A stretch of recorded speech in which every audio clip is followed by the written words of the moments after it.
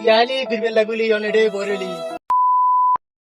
ভাই কইছে মন আসলে বালা নাই কথা বুঝতে দেশে যাই কিছু করতে পারি না চিন্তা করছি বিদেশ যাও বিষয় আছে যে অংশ নাই মন খারাপই কারণ ভালো লাগে চল আর বলতেন না ভালো লাগে না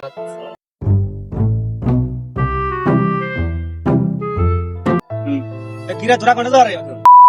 যাইয়ে ওই যে অংশ নাই তো শুধু রতনের কাছে বলে টিয়া টুনা দে বিদেশ যাবো ফ্যামিলিগত অবস্থা খারাপ কথা বুঝেন না কোনে কোসে রতন টিয়া দে হ্যাঁ রতন মাথা বাদ দে ওই বকরের কথা চল বকরের কথা টিয়া লই বকরে টিয়া দে Oh my god. এখন দাদা ওই যে সুঙ্গাই গুনে লগে জমি না এখান বাগা দিছিলা এর কাছে বিল্ডিং করছিল মানে বিল্ডিং হারাইছিল এখানে অন তুলে না তুললে দিব কইছি না না তুই ঠিকঠাক হিসাব কিতাব রাখ হ্যাঁ আছে হিসাব কিতাব আছে হিসাব কিতাব ঠিকঠাক রাখিও আসসালামু আলাইকুম ওয়ালাইকুম সালাম ওয়া রাহমাতুল্লাহি ওয়া বারাকাতুহু বাইতে ভাই ভাইয়া আপনার কাছে লোক গিয়ে লইয়া আসি শুধু শুধু কে লাগবে যে ইলা বলি তুই ইয়াং কিয়া কইলে এবার আই শুধু ফিরতে এটো কি দি নাকি আমরা তো আইন চেঞ্জ বলে দিতিয়া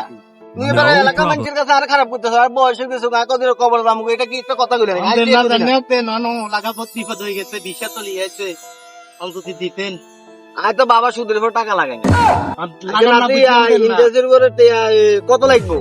1 লাখ আমি বলছি 1 লাখ কত ইয়া 8 টাকা করে সসে মাসে 1000 টাকা দি হিসাব করো সোনা বালা করে হিসাব করো পয়সা ময়সা উঠা ধরিও আচ্ছা ঠিক আছে টাইম মতে দলিল মূল্য আনছো না কিছু কাগজ তো লাগলে দিমু আর হ্যাঁ দিদি হয়াত মতন বিশ্বাস না বাবা বয়স হয়ে গেছে মরে তোরে গেলে এগুলো দিব কোন এটা টেনশন করি না দিমু আমরা তার সুদ খান না না না সুদের উপর টিয়া দেবো বাবা দি না এগুলো মাইছে খারাপ ইন্টারেস্ট খান কত হয়েছে নাতি মাসে 16000 টাকা হইব দিতে আইল বানেছ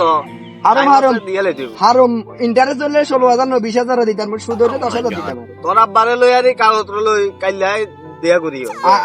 আচ্ছা ঠিক আছে আসসালামু আলাইকুম ওয়ালাইকুম সালাম রাহমাতুল্লাহি কাকা সুদ খানা ইন্টারেস্ট